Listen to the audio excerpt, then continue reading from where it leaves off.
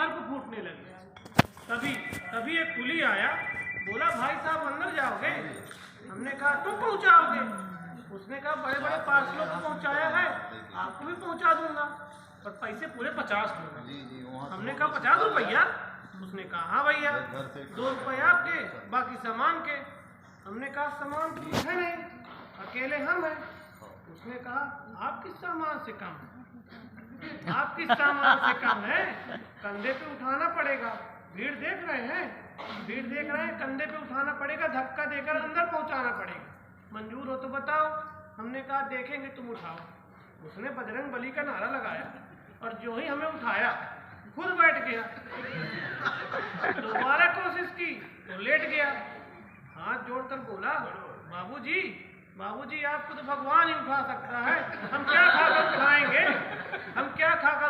उठाते उठाते खुद ही दुनिया से उठ जाएंगे। तभी ट्रेन ने सीटी दे दी।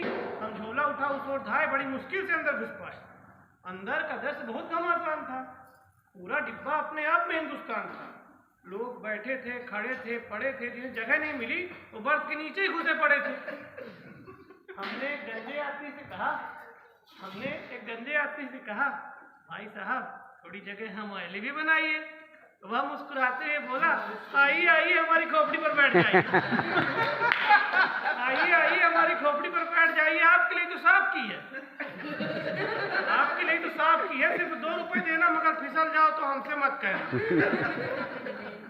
तभी किसी ने कहा, तभी एक बोरा डिब्बे के सहारे अंदर घुसा और गंजे के सिर पर गिर पड़ा। गंजा चिल्लाया ये किसका बोरा है? बोरे में से एक लड़का निकलकर बोला खाली बोरा ही नहीं, अंदर 12 साल का छोरा है। खाली बोरा ही नहीं, अंदर 12 साल का छोरा है। अंदर आने का यही तरीका हमने अपने माँ बाप से सीखा है। अरे भाई साहब आप तो एक बोरे से घबरा रहे हैं, ठहर जाइए, अभी गद्दे में लिपट के हमारे पिताजी अंदर आ रहे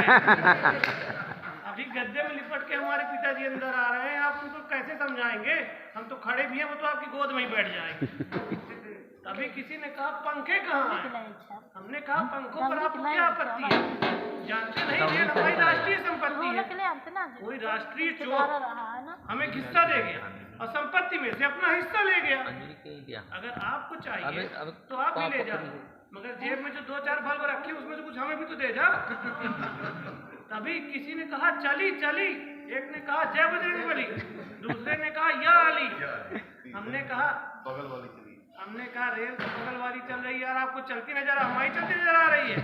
दोस्तों सब नजर का धोखा है, वास्तव में रेल का डिब्बा नहीं हमारी जिंदगी है, क्योंकि जिंदगी में धोखे के सिवा और क्या होता है?